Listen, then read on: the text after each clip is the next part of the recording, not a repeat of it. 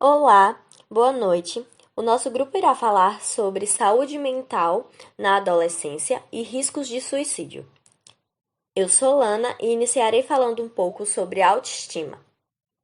Então, já sabemos que a adolescência é um período de grandes mudanças, um estágio do desenvolvimento evolutivo no qual estamos em uma busca constante pelo nosso lugar no mundo.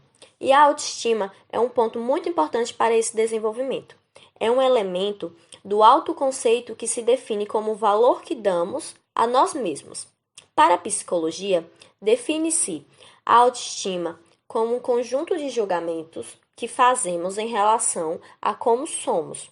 Nesse sentido, o psicólogo americano William James afirma que o fundamento da autoestima é a distinção entre o eu real, e o eu ideal, ou seja, entre o que o sujeito realmente é e o que ele pensa que deveria ser. Já o professor Edward Hengers acrescenta o elemento eu deveria. Então fica o eu real, o eu ideal e o eu deveria, que se trata pelo conjunto de representações que o indivíduo considera que deveria ter. Pensando no viés que é na adolescência que as grandes mudanças fisiológicas acontecem, esse é um ponto muito importante para o desenvolvimento da autoestima, pois é nesse período que vão se criar as expectativas sobre o seu corpo, o que pode ser bastante frustrante. Por exemplo, nesse momento, os seios das meninas eles começam a crescer. No entanto, os seios dela podem não crescer tanto como o de outras colegas. Já os meninos podem não ter tantos pelos em relação aos outros, e isso pode causar frustrações por se sentir diferente. E essa relação com seu próprio corpo pode ser conturbadora e causar grandes problemas psicológicos. É nesse momento que problemas como bulimia, anorexia, compulsão alimentar, ansiedade, entre outros, começam a aparecer, justamente pela frustração de como eu queria, deveria ser e o eu real. Outro ponto que ocorre na adolescência e que é um culpado por diminuir a autoestima desses adolescentes é o aparecimento de espinha, porque é nesse momento que elas vão sair a primeira vez e afetar a aparência do adolescente. Ademais, a autoestima ela não está ligada apenas à aparência do sujeito, mas também com o intelectual, a inteligência, a utilidade desse adolescente para a sociedade, a saúde das suas relações, entre outros. Por exemplo, normalmente na adolescência se vive a pressão dos vestibulares, a busca pela aprovação de uma universidade. Isso tem impacto direto com a saúde desse indivíduo, pois esse está em uma corrida muitas vezes injusta, estudando horas e horas, e a frustração de não conseguir a sonhada vaga diminui sua autoestima e traz problemas mentais. Atualmente, nós vivemos em uma sociedade que cada vez mais vem impondo um padrão de beleza, ditando o que é feio e o que é bonito, o que devemos vestir ou não, o que está na moda e o que não está. Se bebe, é alcoólatra, e se não bebe, é sem graça, não presta para se relacionar. Se tá magro, tá doente. Se engordou uns 2 quilos, meu Deus, já tá obeso. Então, nós sabemos que são os adolescentes que mais sofrem com essa pressão. E com isso, a autoestima desses acaba entrando em uma constante oscilação. E por sentirem que não se encaixam nesse padrão imposto, estabelecido, muitas vezes pode causar inúmeras frustrações e gerar grandes problemas psicológicos, como depressão, uma ansiedade, o medo de não ser aceito, mutilação e, infelizmente, em alguns casos, no suicídio. Sabemos também que a autoestima dos adolescentes experimentam diferenças quanto ao gênero. As meninas tendem a tornar-se menor e mais vulnerável, elas se preocupam muito com a aparência, se eu tô no padrão, se eu tô magra, se eu sou alta, se eu sou bonita, loira. Estão preocupadas também com a vida social, se ela é ativa, se eu tenho amigos e com o meu rendimento acadêmico. A autoestima dos meninos é denominada mais pela dificuldade de cumprir o estereótipo, que tipo, o homem tem que ser alto, forte, pegador, entre aspas, seguro de si mesmo, durão e corajoso.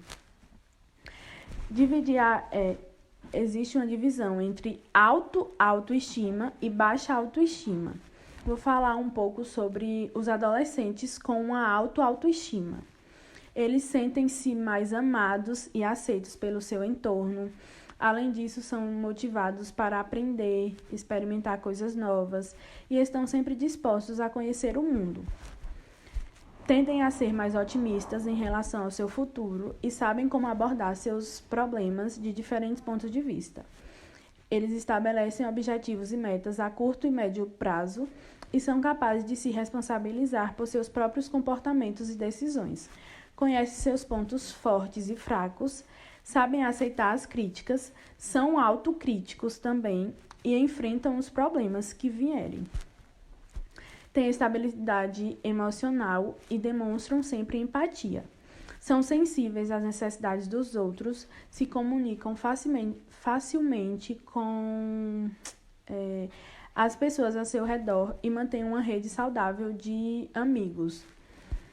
Já os adolescentes com baixa autoestima são liderados por uma falta de confiança em si mesmo e em suas capacidades. Eles consideram que são inferiores aos outros, não respeitam e não são valorizados.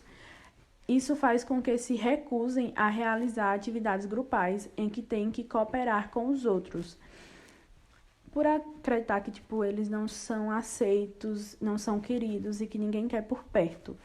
Muitas vezes mostram sinais de falta de disciplina, compromisso e responsabilidade. Na tentativa de se destacarem, constroem uma constante necessidade de atraírem atenção, enganam e mentem, porque eles não se sentem necessários, então eles querem uma atenção. Culpam os outros e muitas vezes adotam uma atitude agressiva, violenta, regressiva e desafiadora e antissocial. Então, esses são alguns pontos da autoestima e da baixa autoestima. Por fim, ressaltamos que padrões de belezas foram feitos para serem quebrados.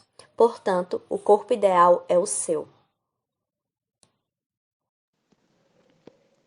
Ansiedade na adolescência. A adolescência é um período de transição que marca a vida das pessoas. Isso porque são inúmeros os conflitos envolvidos nesta fase tão importante no desenvolvimento do sujeito. São novas descobertas, novos saberes, novas vontades e inúmeras crises de independência versus dependência. Com tantas coisas acontecendo, é normal que muitos adolescentes se encontram em períodos de transtornos ansiosos devido à intensidade vivida nessa época de sua vida. No contexto brasileiro, de acordo com a Organização Mundial da Saúde, o país tem um índice mais alto em relação à ansiedade dentro da América Latina. Muitos dos transtornos mentais, infelizmente, não são diagnosticados nem tratados. E por isso que cada vez mais o adoecimento mental vem afetando muito mais pessoas todos os dias. De acordo com a Associação Americana de Psicologia, a ansiedade é uma emoção resultante do sentimento de tensão, pensamentos preocupantes ou mudanças físicas. Ela pode apresentar sintomas psicológicos, como estresse, medo e nervosismo, mas também pode apresentar sintomas físicos, como dores de cabeça e pelo corpo, palpitações, suor, entre outros. Há vários fatores que podem desencadear a ansiedade, degradando a qualidade da vida dos jovens.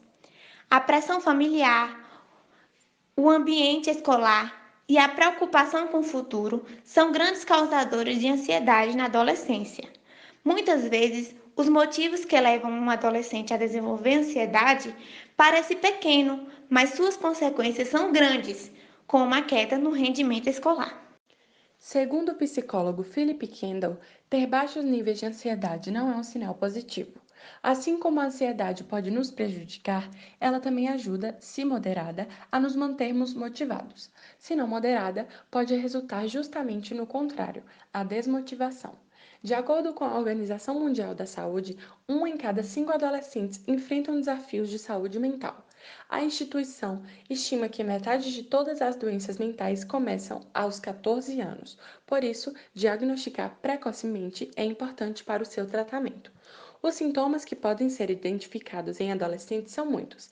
Dentre eles, podemos destacar a inquietação, roer as unhas, falta de concentração, dores de cabeça frequentes, insônia, estar sempre em alerta e ter muitos pensamentos negativos. Incentivar a prática de exercícios, cuidar da alimentação e ter paciência são algumas das ferramentas que os familiares e amigos podem utilizar para driblar as consequências trazidas pelo transtorno de ansiedade na vida dos adolescentes. Quando se trata de ansiedade na adolescência, é preciso atenção redobrada, afinal, os jovens encontram-se em fase de desenvolvimento. Mas caso não seja tratada, futuramente os sintomas e consequências podem ser muito piores. Logo, recomenda-se muita atenção aos possíveis sintomas, afinal, a saúde mental é algo que merece total atenção.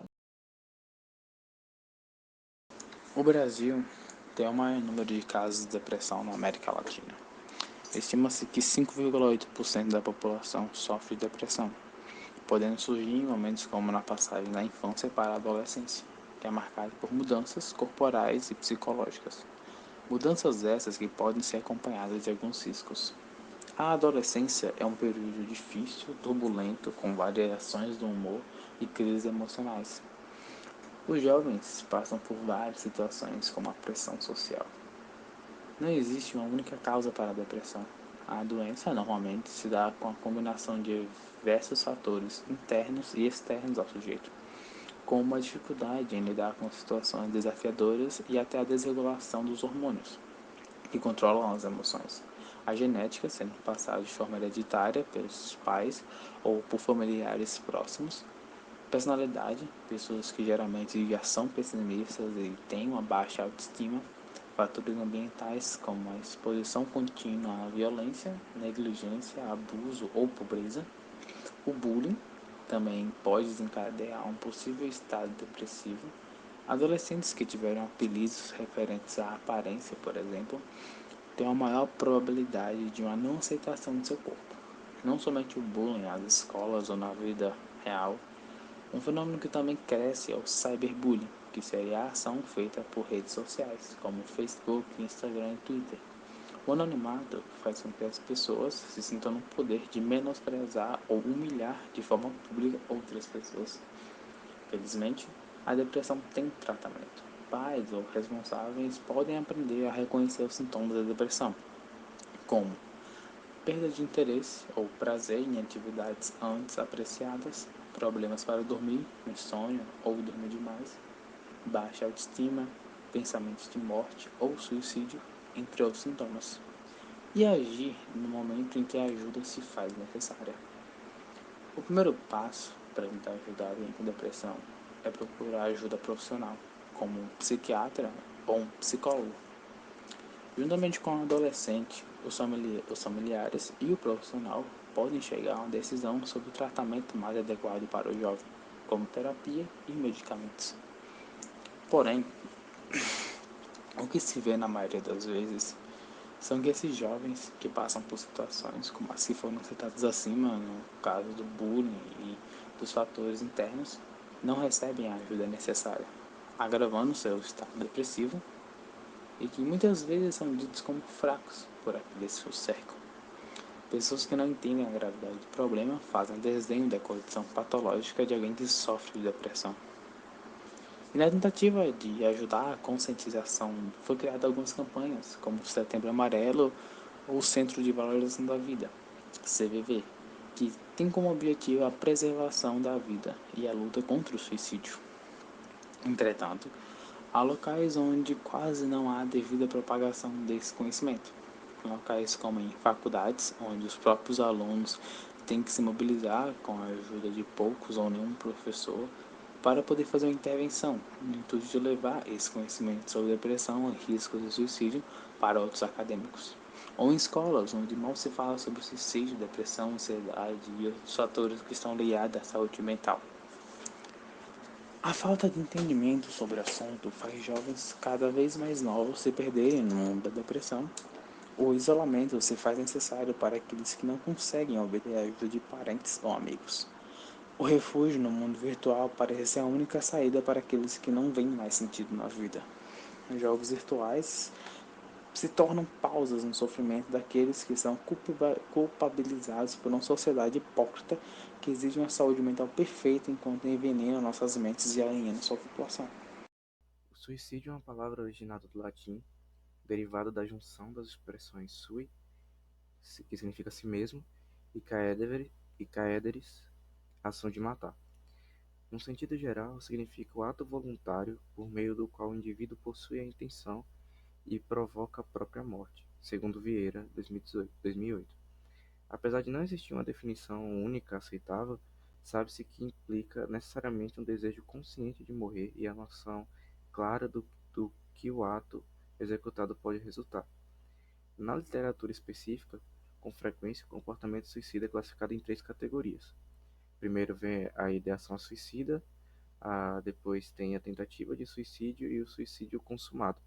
Segundo Vega, Pinheiro, Blasco, Beck Garcia e Dias, 2002, utiliza-se o termo para-suicídio, que significa condutas cuja intenção não é acabar com a própria vida, mas sim modificar o ambiente no qual o indivíduo está inserido.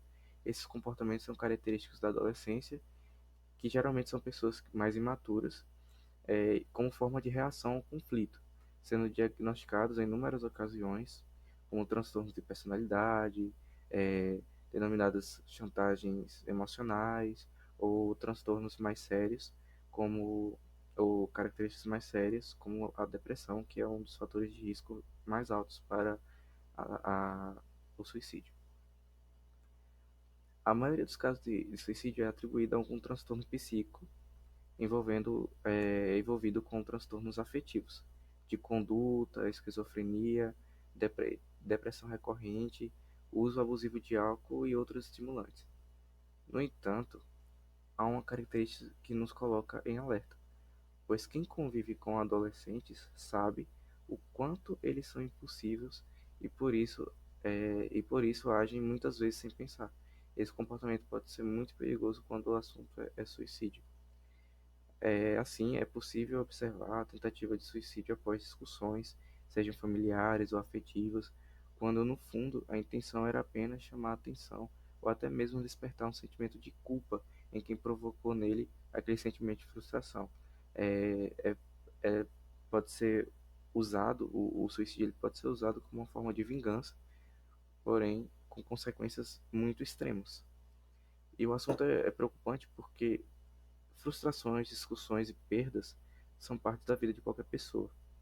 Só que na adolescência, em específico, se torna mais penoso pela desestabilização psíquica marcada por esse período, por conta da grande mudança hormonal, da grande mudança psíquica que esse adolescente está passando. Discussões, frustrações, perdas tomam uma proporção muito maior, se tornam algo muito maior internamente para eles.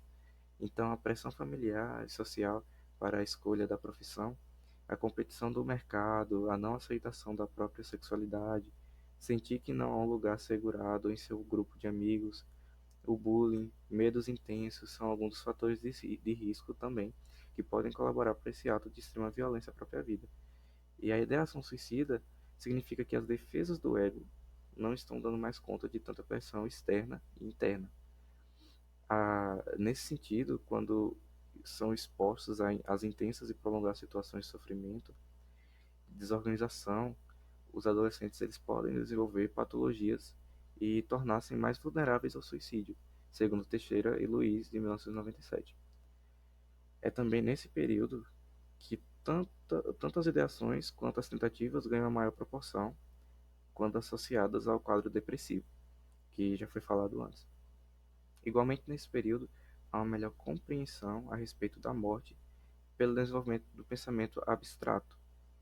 É, nesse período da adolescência, esse pensamento abstrato é quando o adolescente ele começa a ter uma noção, a idealização do mundo. Ele começa a internalizar aquele mundo e a criar suas próprias idealizações, suas próprias teorias internas sobre o modo como ele vê o mundo. Então, por isso que é importante que se verifique essa presença da ideação suicida no adolescente, já que essa pode ser considerada como um antecedente a uma possível culminância do ato extremo, que é o suicídio, segundo o Turek, em 1999. O suicídio, segundo a OMS, a Organização Mundial de Saúde, é a segunda causa de morte entre os jovens. E, de acordo com Holmes, 2001, as mulheres elas são 3 vezes mais propensas a tentarem suicídio do que os homens, e os homens eles são 3 vezes mais bem-sucedidos nas tentativas de suicídio. A razão para que essa diferença ainda não está bem definida, mas essa razão ainda não está bem definida ainda. Mas acredita que no primeiro caso, que é as mulheres, isso se dá porque elas são mais tendenciosas a sofrer a depressão do que os homens. E, e o importante papel que a depressão tem diante dos atos suicidas é levado em conta. Só que no segundo caso dos homens, a hipótese destacada para explicar essa diferença de por que eles são mais eficazes no que diz respeito à culminância do ato suicida é porque os métodos que eles usam geralmente são técnicas mais violentas, como revólveres, saltos de prédio, e as mulheres usam por muito overdose, ingestão de remédios demasiado, corte nos pulsos, e e assim, esses atos mais violentos aumentam as chances, né, das tentativas de suicídio serem mais bem-sucedidas. E aí, sobre os dados, ainda falando sobre dados, para, para cada suicídio, há muito mais pessoas que tentam o suicídio. Ou seja, a tentativa prévia é o fator de risco mais importante para ser considerado na população em geral. Como já foi falado, o suicídio é a segunda principal causa de morte entre adolescentes e jovens, com idades de 15 a 29 anos, e 79% dos suicídios no mundo ocorrem em países de baixa e média renda. Outro fator de risco que também deve ser levado em conta é a ingestão de pesticidas. Outro fator de risco não.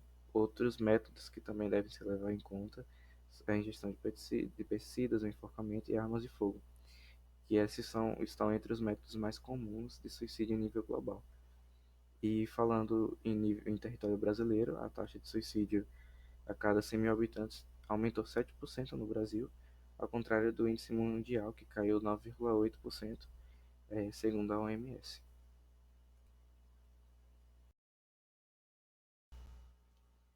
Apesar dos números mundiais terem caído, mais de 1 milhão de suicídios acontecem todo ano no mundo inteiro e 12 mil só aqui no Brasil.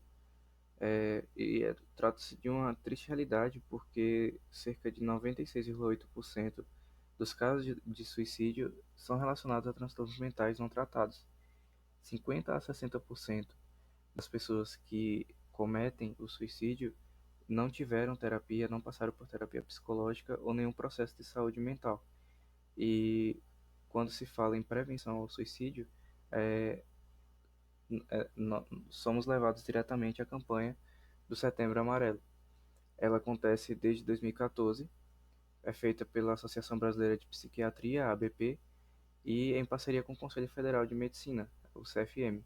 Acontece oficialmente no dia 10 de setembro, mas a campanha de prevenção ao suicídio acontece o ano inteiro e tem como objetivo prevenir e reduzir esses números.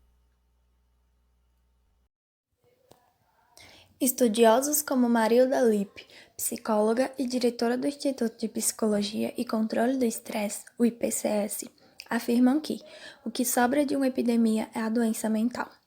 O isolamento, as incertezas em relação ao futuro, o temor que nos aflige está deixando todos inquietos e gerando um fluxo intenso de ansiedade de forma generalizada. O fato chama a atenção, ao passo que os profissionais estão aprofundando seus estudos sobre esses impactos e tentando criar manobras para que as consequências sejam reduzidas. Pesquisadores da Fiocruz, inclusive, criaram cartilhas para intervenção, com foco na conscientização da população aos impactos dessa situação extrema, despertando a atenção inclusive da OMS. Ainda é muito complexo se ter em estatísticas a dimensão desses efeitos, visto as características do isolamento, mas tem-se conhecimento das consequências desse tipo de circunstância.